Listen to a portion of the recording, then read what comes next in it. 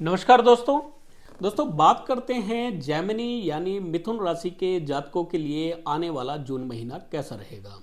दोस्तों, इन जातकों की कुंडली में लगन भाव में सूर्य बुध बृहस्पति गोचर करेंगे।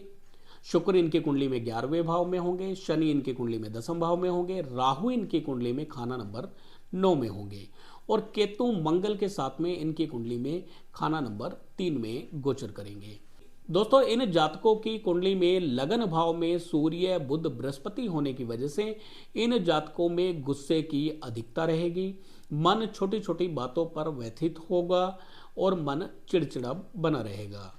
दोस्तों, इन जातकों की कुंडली में बृहस्पति लगन भाव में होने की वजह से इस वर्ष जिन जातकों का विवाह नहीं हुआ है, विवाह में विलंब हो रहा था, उनके विवाह के योग बने हुए हैं। जिन जातकों को संतान नहीं थी, संतान प्राप्ति में विघ्न हो रहे थे, तो संतान प्राप्ति के योग भी इस वर्ष बने दिखाई दे रहे हैं। दोस्तों, बृहस्पति इस महीने में सूर्य से अस्त होंगे, तो इन जातकों को पार्टनरशिप को लेके, पत्नी की सेहत को लेके या गृहस्थ को लेके, साझेदारी को लेके, डेली इनकम को लेके, काम कारोबार को लेके चिंता रह सकती है। दोस्तों, शुक्र 11वें भाव में बैठे हैं और उनकी पंचम भाव में स्वग्रही दृष्टि होगी, तो कुछ जातकों का डांस की तरफ, गायन की तरफ, संगीत की तरफ, एक्टिंग की तरफ या चित्रकारी की तरफ रुझान हो सकता है। डांस की तरफ, गायन की तरफ, संगीत की तरफ, एक्टिंग की तरफ या चित्रकारी की तरफ रुझान हो सकता है।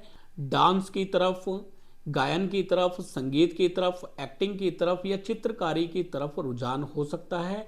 डांस की तरफ, गायन की तरफ, संगीत की तरफ, एक्टिंग की तरफ या चित्रकारी की तरफ रुचि हो सकती है। जो युवा लड़के हैं उनके प्रेम संबंध बनने के योग भी हैं।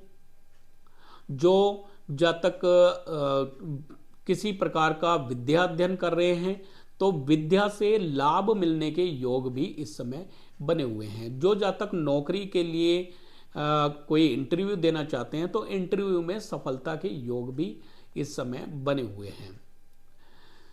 दोस्तों, इन जातकों की कुंडली में तीसरे भाव में केतु मंगल के साथ में है, तो कोई भी कार्य अगर ये कर रहे हैं तो उसमें ये 3 बार जरूर ट्राई करें, क्योंकि इनका जो भी कार्य सिद्ध होगा वो तीसरी बार में सिद्ध होगा। धर्म कर्म में इनकी रुचि बढ़ेगी। पूजा पाठ में इनकी रुचि बढ़ने के योग हैं, क्योंकि बृहस्पति लगन भाव में है तो पूजा पाठ में रुचि ऐसे जातकों की हो सकती है। बृहस्पति की 9वें भाव पे भी दृष्टि है, तो कोई धार्मिक लंबी यात्रा भी ये जातक कर सकते हैं। किसी यात्रा के लिए ये लोग जा सकते हैं। इन जातकों को क्या नहीं करना चाहिए? एक तो नीले और काले रंग के कपड़ों से इनको परहेज रखना चाहिए। गुस्से की अधिकता ना रखें, गुस्से पर अपने कंट्रोल करें, यह भी जरूरी है इनके लिए। मीट अंडा शराब का सेवन बिल्कुल ना करें, मीट अंडा शराब के सेवन से बचें। नीले रंग के कपड़े खास तौर से छाती पर धारण ना करें। इन जातकों को उपाय क्या करना चाहिए? दोस्तों, कान में सोना धारण करना इनके लिए बहुत उत्तम उपाय है।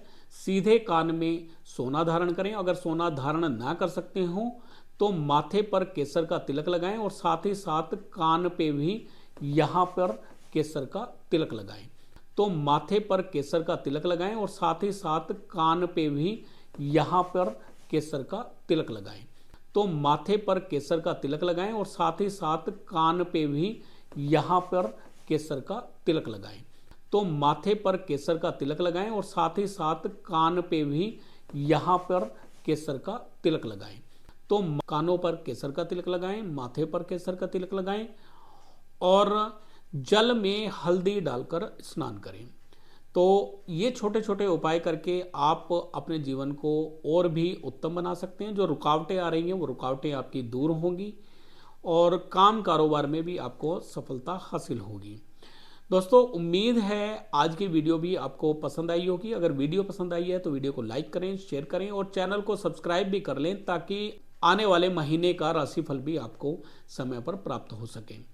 फिर मिलेंगे अगली वीडियो में, तब तक के लिए नमस्कार।